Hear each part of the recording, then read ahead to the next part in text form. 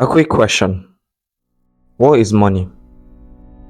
What is money? Or rather, what does money represent? Now, when you make a purchase from Amazon, where you paid for your time working at a job, what is the significance of money in these transactions? Money is commonly defined as a medium of exchange, an instrument that facilitates the sale, purchase, or trade of goods between parties. But I don't think this says much about what money actually represents. I think a better way of looking at money is an expression of value. You hand over a certain amount of money to purchase something because you perceive its value to be equivalent to the amount of money handed over. Of course, the price is often not determined by you as an individual, but the market as a whole. But one thing is certain: money equals value. And why is that so important? Because you see, often we give money a moral significance. Now, we look at someone who seems to have a large amount of wealth and we think they got lucky. Who had to lose in order for them to gain? And never what value was created in order to generate that money. Understanding that money is simply value is the best way to understand that money is not necessarily evil, nor does it make a person evil. Sure, there are things such as scammers who convince you that what they have to sell was worth value, but that doesn't say much about money more so than it does their own morals. The choices you make with that money has everything to do with your own moral dispositions. So money is an expression of value. The simple mention of money equals value changes nothing. It may make you see money in a different light, but what part of that is actually good advice? Now, to answer that question, I'll host you another question. See, what is your relationship with money? Money would come into your life and it would leave. This is a relationship that is often expressed by your income and expenses. Another practical way of expressing this, which I particularly like, is your production versus your consumption. Now, for the most part, money would enter your life because you've produced some form of value. And for most of us, this value would come in the form of labor, a job. Money would leave when you have consumed something: a Netflix subscription, a new car, a house. In many ways, we can look at the net worth of an individual as a metric for determining their relationship between consumption and production. Which part of this relationship do you feel is unbalanced or needs improving? The likelihood is both. But for most of us, the biggest issue lies in our consumption. You see, when you're paid a figure that is well above the average wage and the cost of living, and yet you still somehow find a way to spend it all and argue that your relationship with consuming must be fixed before you even consider your relationship with production. Production means nothing when you have a problem with consumption. Absolutely nothing.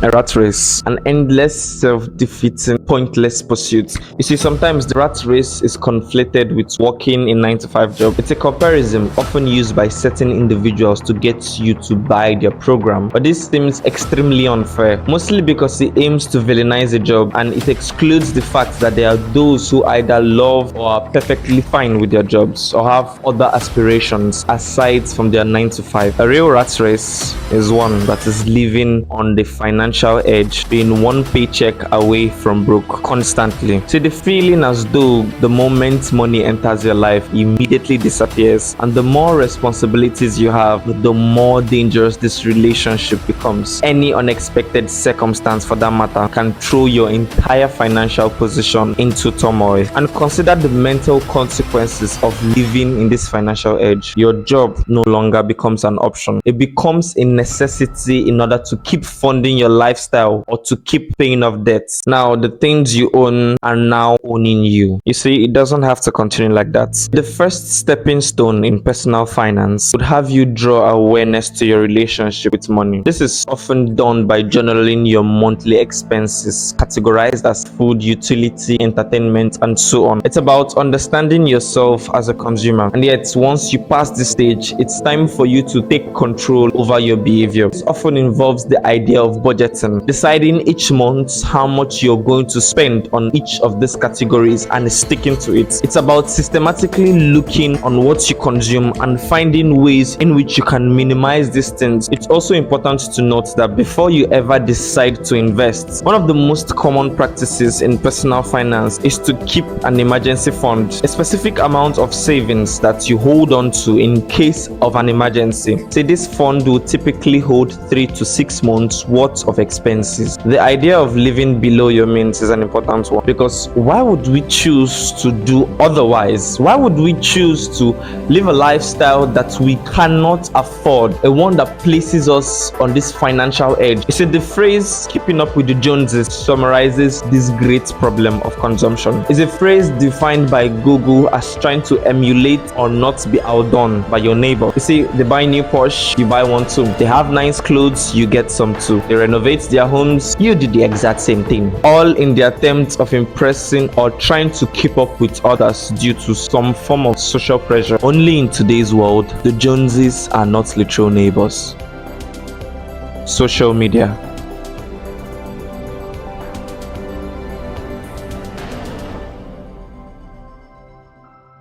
So it's fun to talk about making money or imagining having as much wealth as possible. But what's the point when your relationship with money as a consumer means losing it all, or maybe having to work non-stop in order to fund that lifestyle? That is the real rat race. But with all of that being said, let's talk about making money.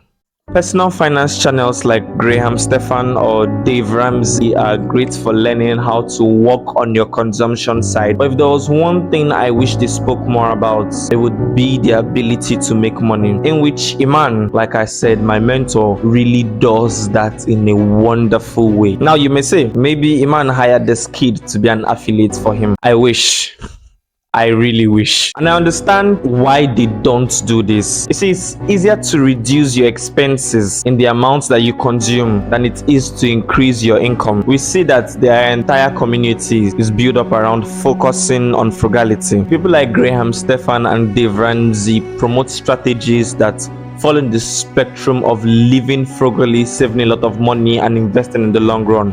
And there's nothing wrong with this strategy. It works for a wider range of people with different degrees of income. But let's be honest here, Graham Stephan doesn't rely on cutting coupons or living an incredibly frugal lifestyle to be making $100,000 to $200,000 a month from YouTube. Nor does Dave Ramsey rely on these strategies to have an estimated net worth of $55 million. These people are utilizing a means of production at mass scale. You see, previously I've talked about money being equivalent to your perceived value in the market, and the most impactful way of increasing your value is finding a problem in the market, creating a solution for that problem, and selling that solution to the market at scale. See, this is the entrepreneurial route. You see, with that being said, increasing your production doesn't have to just come from the strict definition of a business. Now, Graham Stephan uses YouTube as a vehicle to produce something, in this case, videos about personal finance at mass scale. Now, that's the same secret Iman Gadi uses and some of these big YouTube influencers, and I also have decided to copy that pattern. You see, they do it to a point where they can now do it full time and build a business around YouTube. You see, producing is about providing relative value to the market in some shape or form. You see,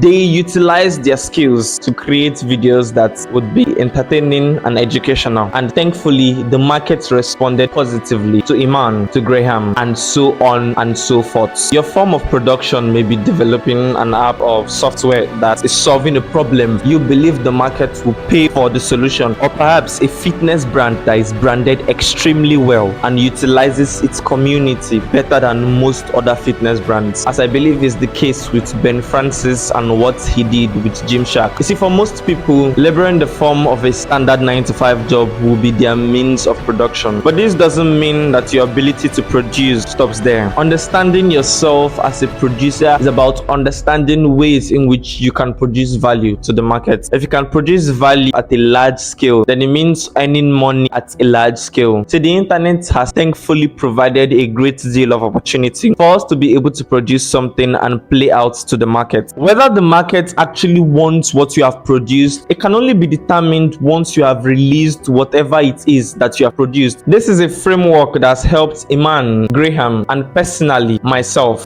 This is how you become a millionaire. Look, at the end of the day, you cannot make money if you don't sell something. It's either a product or a service.